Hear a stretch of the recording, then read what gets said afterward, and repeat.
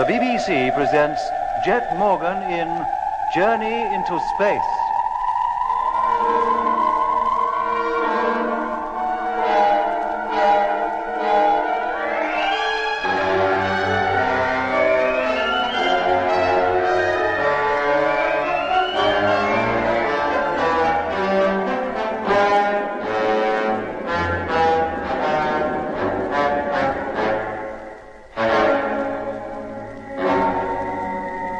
Leaving Lemmy to watch the land transport trucks, Jet, Mitch, and I explored the mysterious pyramid-like city, hoping to find some trace of the crew of the wrecked freighter number 2.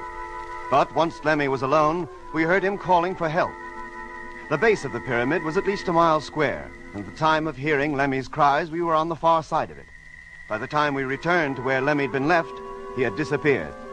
Then, first sending Mitch to search the lowest terrace, Jet and I found our way up to the next, which was reached by a flight of narrow stairs, almost too narrow to negotiate in our bulky spacesuits.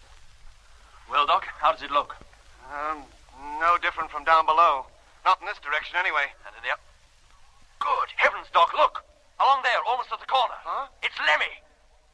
Yes. And who's that, bending over him? What's he doing? It looks as though he's trying to remove Lemmy's helmet.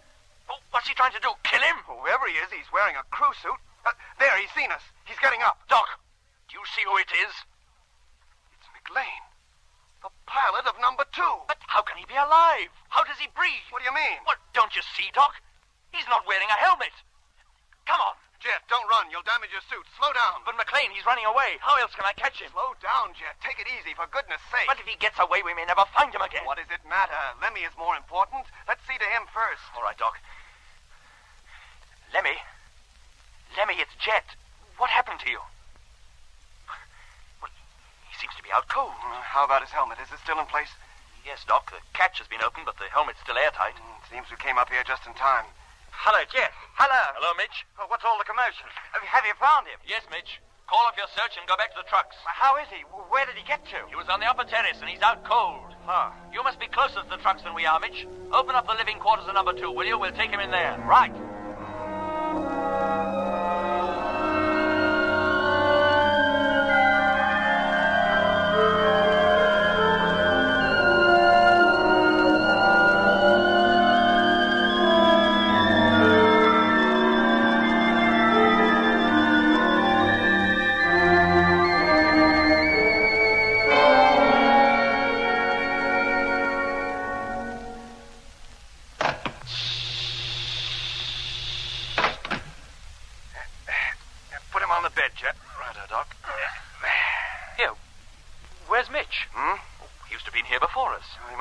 Further away than we thought. Hello, Mitch. Where are you? Hello, Jet. I'm still out on the terrace, heading back to the truck. Oh, I thought you'd have been here by now. Be with you in just a couple of shakes. Very well, Mitch.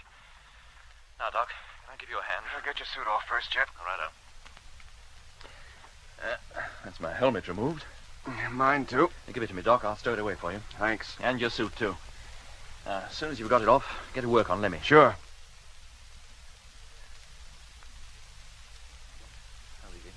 Still unconscious, Jet. Breathing very shallow and temperature subnormal. What does that mean? I wish I knew. It was the same with you and Mitch when Frank and I brought you in from the ice. The same with Whitaker when we found him unconscious in number 6. What is happening, Doc? Lemmy didn't see any orange lights or anything like that, did he? No. He didn't mention any lights anyway, but just before we lost contact with him, he did say he'd heard that peculiar noise, just as you did before you blacked out during the first landing at the pole. And as McLean did before number 2 packed up. He also saw the light. Yes, McLean. What was he doing up there on the terrace? Look, you sure it was him, Jet? I'd stake my life on it, Doc. But how on earth did he manage to breathe when he wasn't wearing a helmet? And why was he trying to remove Lemmy's? Jet, do you remember Dr. Samuel? Uh-huh. Why? Do you remember, quite early in the training period, he once gave us a lecture on the possibility of life existing on this planet? Yes, Doc, of course. He told us to expect fairly advanced forms of plant life up here, particularly near the equator. That was about all he did tell us to expect. There was something else. Eh? He said that if any form of animal life did exist here on this planet, body temperature couldn't exceed 68 degrees Fahrenheit. Yes, Doc, I remember him saying that.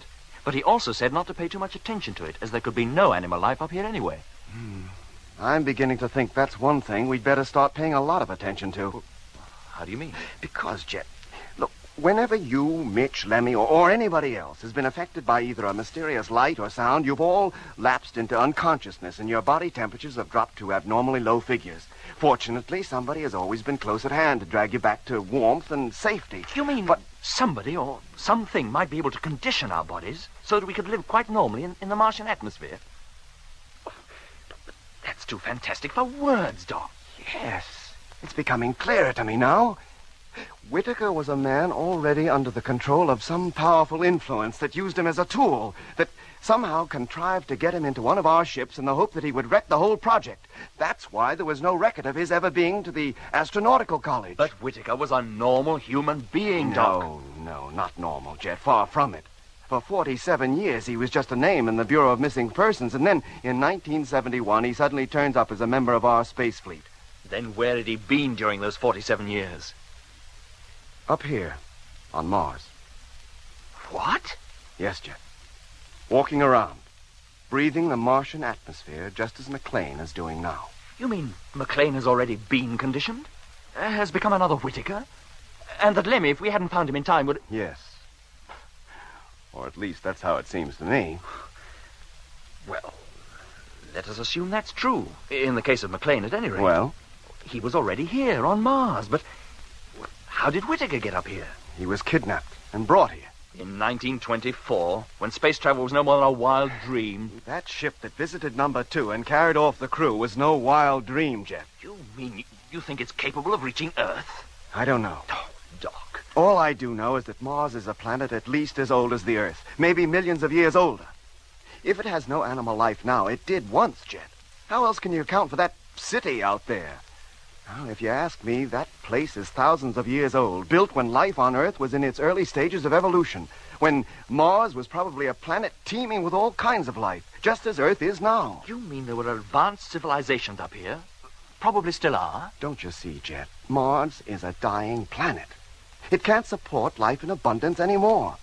But if there ever were creatures up here, even remotely like human beings who can think and reason and build, they must have long since died out, or most of them. But any that are left have the advantage of millions of years of civilization behind them, plus all the knowledge those civilizations must have produced. And who knows what that knowledge could enable them to do. It could enable them to release the oxygen now trapped in the soil and the rocks, revitalize the atmosphere, and keep themselves alive. Yes, always assuming they need oxygen to live. Maybe they don't. But we do, and so does McLean or any human being. Well, there's a small amount of oxygen in the atmosphere still. It would be possible to live in it, I suppose. Plants in the valley certainly manage it. Yes, I suppose it's possible for animal life to do so, if it were adapted to its surroundings. But we haven't seen any animal life. Except McLean. Oh, Lemmy's coming round. He'll feel very cold when he does, Jet. You'd better get him something hot to drink. Righto, Doc. Meanwhile, I'll check him over again. Long before he wakes up now, Jet. His temperature's almost back to normal. Didn't take long either. Less than an hour. An hour? Yeah, quite encouraging, isn't it? Is it? And what about Mitch? Nearly an hour ago, he said he'd be with us in just a few minutes. Good night. I was talking so much I completely forgot him. Call him up, Jet, for Pete's sake. Hello, Mitch. This is Jet calling. Hello, Mitch. Where are you? Hello? It's no good, Doc. He doesn't answer.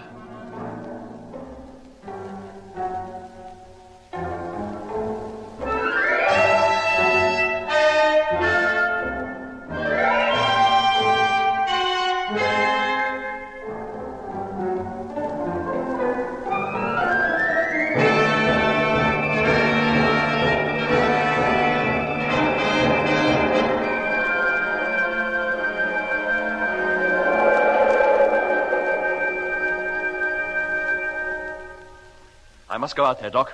Go out and look for him. No, Jet, wait. I haven't time to wait, Doc. Anything might have happened to Mitch. He might already be in a far worse position than Lemmy was. Lox soup. And bagels. What did he say? Must be waking up, Jet. Then look after him, Doc. I'll put my suit on and get ready to go. No, Jet, wait. I want to come with you. Hey, but what about Lemmy? Well, give him just a few minutes. I'm sure he'll be okay once he wakes up. Then we can leave him here while you and I go out and look for Mitch. I can't wait that long, Doc. Mitch has got to be found, and quick. But what if you go out there and get lost? Supposing whatever's happened to Mitch happens to you, too. I'll keep in radio contact. You'll know if I'm okay. Lemmy was in radio contact with us, but he wasn't okay. And Mitch was supposed to be in contact, too, but we haven't heard a peep out of him for an hour. Then go into the driving cabin and watch me through the window. I promise not to go out of your sight. Now, if there's no sign of Mitch, I'll wait for you to come out or come back myself. Let go. Let go. I won't take it off. I shall die. You let go of my arm, do you? Jet, help me hold him. You're crying out loud. He thinks he's in a fight or something. Yes, Doc. Lemmy. Lemmy. Let go of me. Let go. Lemmy. He's awake. His eyes are open. Lemmy. Listen, it's me, Doc. My helmet. Where's my helmet? You give me back my helmet. I shall suffocate. You don't want your helmet, Lemmy. You're in the truck, in the living quarters. You don't need your helmet. Oh, Jet. And Doc. Oh, mate. I thought you was Mr. Vanberg. Who? Vanberg. The fella from upstairs. Look, Lemmy, drink this and take it easy. Hey? Go on. Go on. It's nice and hot. Oh, thanks. I'm all cold inside. I need something to warm me. Oh, what wouldn't I give for a nice bowl of Loxian soup? Tea is all we've got that's hot, Lemmy. Now, you drink it. It'll do you good. Yeah. Tar. Where am I, did you say? In one of the trucks, Lemmy. In the caravan. Well, the last thing I remember, I was back on Earth, at home, in my own room, just off the commercial road. You had a bad dream. No, Doc. It was no dream. It was real. So clear in every detail, even to the pictures hanging over my bed. And the radio program, it came on at exactly 1:15. Just as it always did in those days. What days? When I was a kid, before we moved out to Hampstead. And my mother was there. And I was wearing my spacesuit, helmet and all. And she wanted me to take it off and go down to Great Source to be fitted out in a new suit. But I wouldn't. I knew if I took that helmet off, it would be the end of me. It nearly was, Lemmy. When we found you, you were out cold. No, and... Doc. Leave it there for the moment, anyway. Lemmy, did you dream anything else? Yes, Jet. It was a Sunday morning, and I was back home in London, in the market. It was crowded with people, as it always is on Sundays, but I couldn't talk to them. They couldn't hear me. I don't think they could even see me.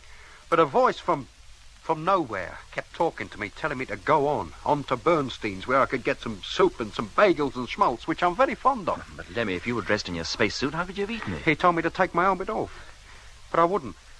And next thing I knew, I was a kid again, and back in my room. And then my mother came in, and she tried to get me to take it off. And then the next thing I knew, I was here. Lemmy, the voice you heard, did you recognize it as belonging to anyone you knew, or see the person it belonged to? No, I didn't see him. But the voice was familiar. Whose was it, Lemmy? Now, think. Think hard. Well, if it was anybody's at all, I'd say it was McLean's. But it wasn't his normal voice. McLean? That's what I thought you'd say. But how could it be? Look, Lemmy, there's some strange power at work here. You were induced to think you were at home, where you'd be happy, somewhere where you'd feel safe and comfortable. And then, having hypnotized you into this state, somebody, using McLean's voice, tried to induce you to remove your helmet. Well, what for? I can't be sure, Lemmy, but I have a good idea. You don't know it, but while you were under that illusion, you somehow found your way up to the next terrace. And that's where we found you, with somebody who looked like McLean bending over you and about to unfasten your helmet and take it off. What? I'm beginning to see how it all ties up now, Doc. When Mitch and I saw that orange light out on the ice, we imagined, and were led to imagine, that it was the sun, and that it warmed us, made us feel safe. So safe that I wanted to remove my suit and bathe in its rays. Now, if you hadn't come up when you did, Doc, I might even have done so. And you would have died, if not for suffocation and from the bitter cold. Maybe that's just what was intended. And in Lemmy's case, too. But what harm have I done anybody? Why should anybody want to kill me? I can think of no reason, Lemmy. But McLean isn't dead, Jet. We saw him up on that terrace as large as life. Now, how about the rest of the crew of number 2? Are they here, too, walking around with no helmets on? And if they are, how can they do it? What makes you so sure it was McLean? How do you know you weren't hypnotized as well? Because, Lemmy, when we got up to you, the catch on your helmet had been unfastened, although the helmet itself hadn't been removed. Had we arrived just a minute or so later, it certainly would have been. But Lemmy's right about one thing. The man we took to be McLean might not have been. He might only have looked like him. If only we knew which. Well, if you ask me, the only way you'll ever know is to find him again and ask him. How do you feel now, Lemmy? All right, Doc. Just all cold inside, that's all. Yeah. Look, we want you to stay here, alone for a while. Huh? Well, where are you going? Mitch should have been back nearly an hour ago, but he hasn't returned yet. Oh, blind. We want to go out and look for him. Doc thinks it's safer for two of us to go, which means you will have to remain here. But what if that noise comes back? What if it starts hypnotizing me again? You must fight it, Lemmy, just as you fought against taking off your helmet in your dream. Now, when we're gone, seal yourself up tight. Break the airlock circuit so the door cannot be opened from the outside, and open it to nobody but us. Or Mitch, if he should come back before us. We'll keep in constant radio contact. And what if anything happens to you? Well, hoping it won't. Now we're aware of what can happen, maybe we can fight it too. If you ask me, you're heading straight for trouble. We should get away from this place. It's got the mockers on it, and the sooner the better. Maybe we will, Lemmy, but we must find Mitch first. Yes, Jet. All right, Doc. Put on your suit and we'll go. We've got to find him. Right.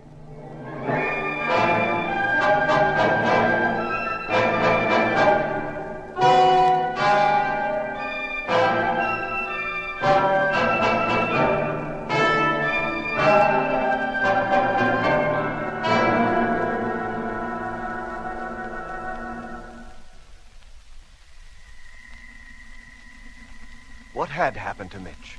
By the time Jet and I had carried Lemmy into the living quarters of one of the land trucks, Mitch should have been there too. In fact, he was quite close to us, still up on the lower terrace of the mysterious city and about to head down the steps to where the trucks were parked. But he never got there. As you will remember, when Jet and I had reached the trucks and found that Mitch was not there, Jet had called him on the personal intercom system. Hello, Mitch. Where are you? Hello, Jet. I'm still out on the terrace, heading back to the trucks. Oh, I thought you'd have been with us by now. I'll be with you in a couple of shakes. Very well, Mitch. I'll let myself in. I've just reached the top of the steps now. Oh, and Jet. Jet. Hello, Mitch. Oh, there you are. Hey, wait a minute. Oh, that wasn't Jet. Hello. Hello. No, Mitch. It's not Jet. Is that you, Doc? It's not Doc either. Well, who is that? Hello, I said, who is that? Why don't you answer? Where are you going? Well, down the steps, of course. I've got to get back to the trucks. That's not the way. Yes, of course it is. No, Mitch. The stairs you want are on the next terrace. Where? Along here? That's right. Keep walking. Now, wait a minute.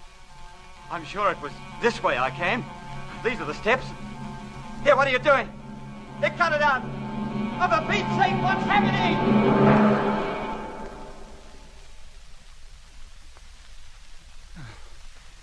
Where am I? How did I get here? What the... Hello, Jet. Hello. Hello. Hello there. Huh? Over here, copper. Oh, where did you spring from? Might ask you that. Come on over. I've got a fire going and the billy's on. You'd like a cup of tea, wouldn't you? Yeah. Like it fine. Come on, mate. Sit down. Thanks. What's that? Dingoes. Sun's going down. They're starting up early tonight. You hunting scalps? Hey? Dingo scalps for the government bounty. I've got a swag bag full of them. No, I'm not hunting dingoes. I'm lost. I need help. And where do you have to get to? The city. I must get The back. nearest settlement to here is Udnadada, 200 miles to the south. And city is a fancy name for it. 200 miles. Maybe a little more. Oh, what is going on? Look, a little while ago I was in it, up on the terrace. The sun was high in the sky, and the next thing I know, I'm wandering through this desert and night is falling. You've come a long way since noon. Hey? Apart from Udnadada, there's no city within 500 miles of here. Unless you count Marugi, and that's in ruins anyway. Is it in a valley? A long, wide valley? That's the place. Then take me to it, will you? The others will be looking for me, and unworried stiff. You got a camp there, then? Yeah, we parked our caravan there. Oh, show me which way to go. You been in this part of the outback before? No, never. Oh, I'll take you, then. Well, how far is it? About a mile, just over the next rise. Oh, come on, then. What are we waiting for? Well, there she is, down there. Where's your caravan? Oh, this isn't the place. You said a ruined city in the valley. But the city I'm looking for is at least a mile square and built up in steps like a great pyramid. And the valley is full of plants, like rhubarb. Look, I tell you, you brought me to the wrong place. There's no other place to take you. You better come on back to my camp. Look, I must find the valley. I must find Jet and Doc. Hello, Jet, where are you? Hello, Mitch. Where are you? Hello, Jet. Hello, Jet. Hello. Hello. Nothing but an echo. That valley's full of them. When the dingoes get down there, you'd swear it was a choir singing in the church. Now, come on back to the fire, digger. It'll be dark directly, and you'll be getting cold. But the city.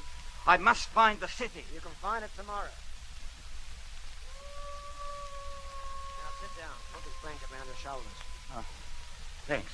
There's Matilda in the bag. Tastes pretty good roasted over the red ashes. Like a bite? No, thanks. Just the tea. That's all I need. When did you leave civilization? Well, we took off last April. Landed just over a week ago. That's right. Is that all? It's 32 years since I left the world behind. Started out looking for gold. Gold? And all that time I don't think I found more than enough to fill a thimble. The game isn't worth it. But the dingoes are different. A pound a scalp the government pays. Listen to them out there. Look at their eyes gleaming in the dark. With my rifle, I could drop them all right now if I wanted to. They just stand there waiting for it. Then why don't you? Wouldn't be good business. In the dark, you can't tell the dogs from the bitches. I only collect dog scalps. Is that what the government wants? I don't give a hang what they want. To me, a female dingo is capital. What are you doing out here? What's your line? Astronautics. I'm an engineer. Astronautics? Astronautics. I travel among the stars. See what you mean. 32 years ago, I felt much the same way myself. That's when I came out here to live in the desert. With only the dingoes and the stars for company. When did you decide to leave it all behind? Leave what behind? The noise, the fight, the jungle, the grind of city life. I told you, we took off last April. It wasn't easy, was it? Something deep inside you says you should resist the desire and go back. Ignore it. Fight it and don't go. And you'll find peace and contentment. 30 years I've been tramping over this desert. 30 years. And still as young and as healthy as when I first started out. To look at me, would you think I was 62? You don't look a day older than 30. Exactly. This is the place to keep you young. Out here with the sand, the mulga, the eucalyptus, the dingoes, and the stars. What more can a man want? Mitch! Mitch! Hey, listen. Did you hear that? That was Jess. Sit down. It was the dingoes. In that tucker bag, there's a box of tea. Pass it out, will you? Is this it? Thanks. How'd you like it? Strong? Look, before we go any further, I'd like to ask you a few questions. Do you like plenty of sugar? Oh, never mind the sugar. I'm talking to you. Sorry, I've got no fresh milk. What's the matter with you? Can't you listen to what I have to say? Sit down, Mitch, and save your breath. Sit down. Mitch! Tell me, how do you know my name? What are you doing here, anyway? Where is this place? This is the Northern Territory. The Northern Territory, but where? Australia, where else? Australia? On Earth? Where the heck did you think it was? On Mars? But this is Mars. It is, isn't it? Isn't this the red planet? Yes, and I'm a kangaroo. What are you trying to do? Drive me crazy? Me drive you crazy? You walk into my camp 200 miles from the nearest town without so much as a billy to brew your tea in. Tell me you're lost, and you live in a pyramid and can't find your way home. Who do you think you are, Cleopatra? My name is Stephen Mitchell. I'm an astronautical engineer. Now listen, nearly 7 months ago I left the moon on an expedition to Mars.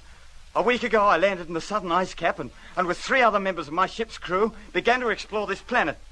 And now I find myself here and you tell me this place is Australia, back on Earth. Look, Mitch, it's my opinion you've spent too long in the sun. You've got a touch of it.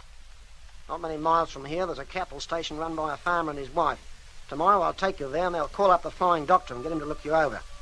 Now, will you lie down and take it easy? Or do I have to put you to sleep with the butt of this rifle? No, there's no need for that. Maybe I am the crazy one. The swag bag's unrolled. Lie down in it. That's it. Now go to sleep. And while you're falling asleep, tell yourself you're not going to give me any more trouble. Yeah. That you'll do exactly as I tell you from now on. Yeah, anything you say. Good on you.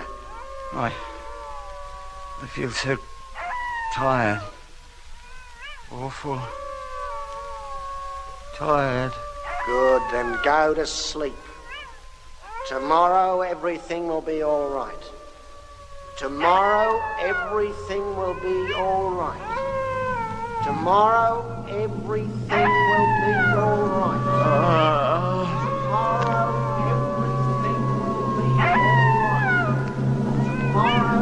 What the? You let go. Oh, what are you trying to do to me?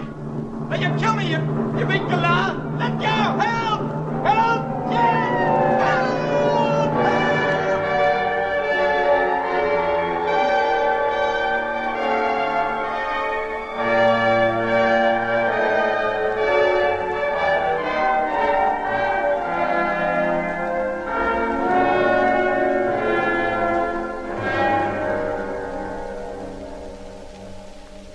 Hello, Jet. Can you hear me? Yes, Lemmy. How you doing? Oh, it's no good. There's not a sign of him anywhere. Look, Jet, how about me coming out there and helping in the search? With three of us looking, no, I mean... Lemmy, you stay where you are. But, Jet, I feel so helpless, just sitting here. If you feel well enough and want to make yourself useful, you can go into the driving cabin and keep watch from the astro hatch. Keep watch on what? On this place, on the jungle, on anything within view. All right, boy. I'll do that. I'll call you again as soon as I'm settled. Righto. Come on, Doc. Right. How many hours of daylight have we left to us? Oh, about 2. Well, if we don't find him by then, and he's not safely under cover somewhere... Hello, Jet. Yes, Lemmy? I'm in the driving cabin now. I'm just taking up position in the astro hatch. Good. I can see you and Doc climbing the steps. Well, there's no need to watch us, Lemmy. You keep your eye on the places we can't cover. Yes, Doc. And in particular, keep your eye on the upper terraces.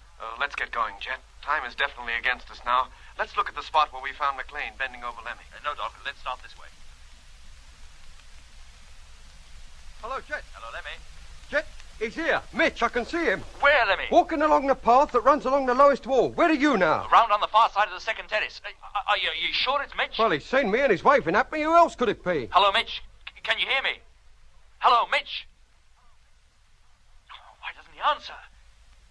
Lemmy, have you spoken to him? No, mate, but if his radio's working, he should have heard me call you. Hello, Mitch. Are you receiving me?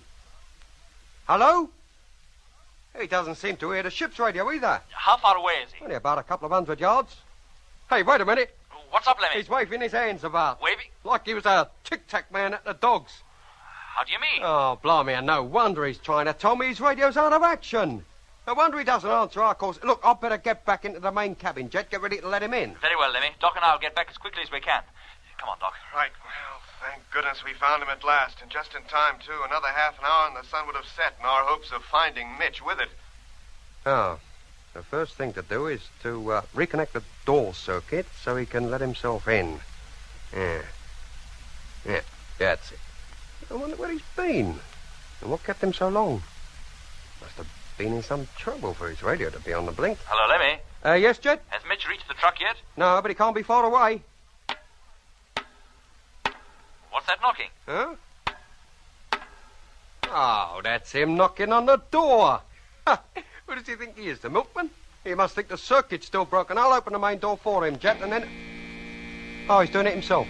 Now, Jet, will you be coming back into this truck and all, or you're going into the other one? We'll come into that one. It's going to be a bit crowded, isn't it? Oh, we can put up with it for a little while. Well, he's about in. He's just coming through the airlock now. And there he is. Hello, Mitch, boy. Where you been all this time? We've all been... Hello, Lemmy. What's the matter? Surprised to see me? You. Oh, no.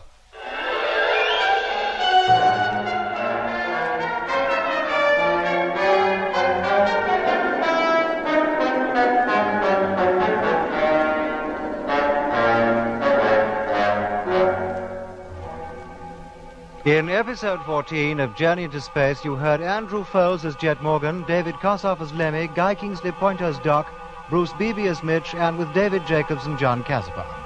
The orchestra was conducted by Van Phillips, who also composed the music.